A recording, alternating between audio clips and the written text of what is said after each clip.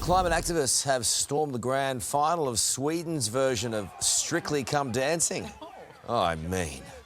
Vision shows the activists leaving their seats in the audience and running onto the stage. I just got knocked out by that camera. There you go, that's what you get. A quick-thinking cameraman dramatically brought their stunt to an end. Wow, that's one way of doing it, isn't it? A little do-si-do and then boof. That's what you get when you mess with the sweets. Yeah. Ahead this... It's so bad. Just be on edge, Alex. Yeah, just don't get too close, Alex. Oh. It's the latest weapon. This dodgy cameraman. Well done, Haydos. Chris, it's interesting to blame the pandemic because it seemed as though he thought he did a good job of it, right? And obviously we saw West Australia locked away from the rest of the world and the country. The locals there would have had the same kind of burnout. How do you reckon they're receiving this news? Well, I don't know. It's like Stockholm Syndrome in WA, and I just don't understand how we've got this ticker tape parade that the Labor Party and Bill Shorten are celebrating Mark McGowan like he's some sort of hero. He acted in an incredibly cruel way to the rest of Australia. Let's be honest about that. He meant that people couldn't see their dead relatives, couldn't go to funerals. There was a guy who went to an AFL grand final who ended up in jail for 3 months from Melbourne. This is the mark of the man, and this is the mark of his premiership. Now, he talks about, oh, Western Australia is in a great position economically. They dig up stuff and sell it overseas. Not hard. And the net worth of individuals in WA is $86 billion, and they've managed to get a GST carve-up that robbed Victoria of more than $1 billion. And now Victoria's in a situation where they've got to put up state taxes, so people are getting hit. Mark McGowan sits in Perth with all of his supporters around him and, quite frankly, Bill, the Federal Labor Party, because he got a political outcome for his party and for himself, while people were just having incredible mental health issues as a result of his decisions around COVID. And I just don't understand how we can celebrate that. Chris, listen, I really like your journalistic style, and one of the things I like about it is you love to be the contrarian. You're the guy at the pub or the wedding who takes the other point of view just to get a rise out of people. COVID is not Mark McGowan's fault. COVID was dreadful, not just in Western Australia. There are a lot of people who got inconvenienced, but I don't blame Mark McGowan for that. Inconvenienced? Oh, well, what about when you see people bawling their eyes out because they can't introduce their first child to their grandparents, or can't go and see a relative in Perth, Chris, who is in an oncology ward at end-of-life care? There wasn't a... Life is not black and white, Bill. We all know that. Mark McGowan, because he's a simplistic bloke, decided that COVID was black and white, and it was my way or the highway. Chris, it was filling the simple as airspace that. with your words doesn't make your argument any better. You've gone the full Ron DeSantis, the American contender for Trump. You just want to say that we should have just lowered all the borders and let it all rip. Did I say that? You know, When did I say that?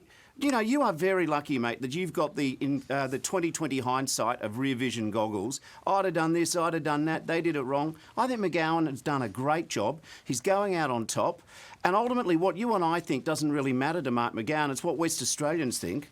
And, you know, if a politician actually does a good job, serves his people well, seems to be pretty consistent. But what's a good job? Oh, OK, here's a good job. Has the economy grown?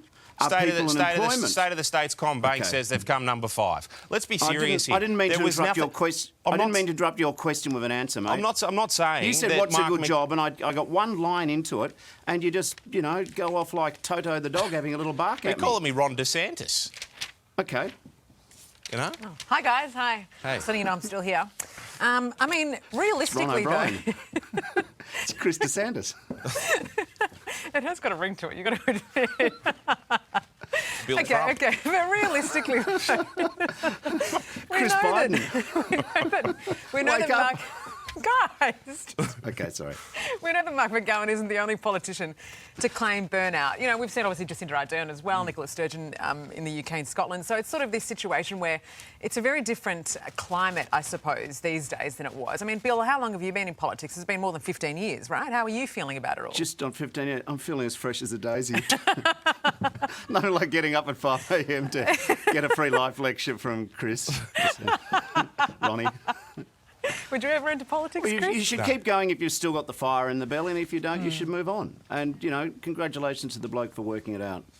Look, it is interesting. I mean, I think he certainly is polarising if you don't live in WA, that's for sure. All right, let's move on now. And it's been revealed New South Wales state pollies were showered with gifts in the lead up to the March election. MPs received 49 bottles of alcohol and over 200 sports tickets. New South Wales Premier Chris Minns received a Helly Hansen jacket. Dominic Perrottet, a Taronga Zoo gold pass. Former Multiculturalism Minister Mark Cow, a bottle of ancient Mongolian vodka. That's an interesting one. Bill, what's on your wish list? Mongolian vodka? Oh, I saw this list. I went back and looked at some of the things I declared, and, you know, full admission, in June of 2017, I declared that I'd received an elephant from the President of Sri Lanka. It's actually just, it should have actually said a small replica elephant. It's in the backyard. No, it actually should have said it should have said a small replica elephant, but I realised it just actually says an elephant, so I went looking for it, but it's not there. It's a little toy The elephant in the room, perhaps. That would be much cooler. That would be much cooler. Chris, do you reckon it's appropriate for pollies to get prezzies? Yeah, everyone gets a present.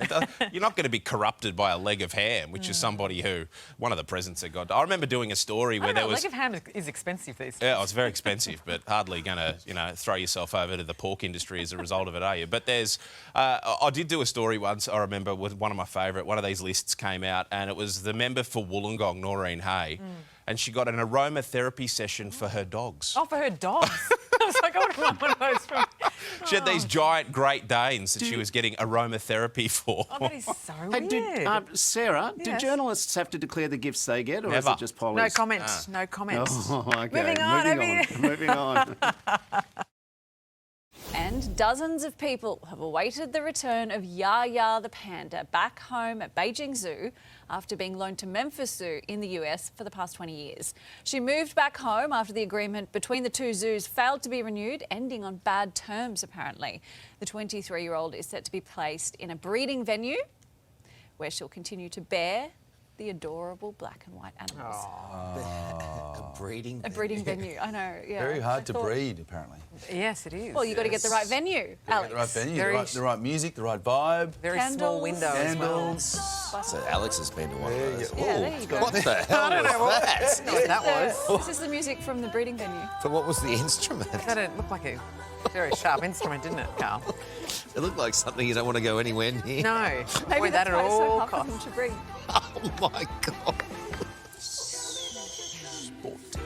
To their owners. And we often pride ourselves on tackling the big issues here on Today, and this next story proves that. Scientists in the UK have revealed the best biscuits to dunk your tea. Oh, yeah. Dunk in your tea, rather. The study took into account saturation volume, crunch reduction and dunk breakpoint.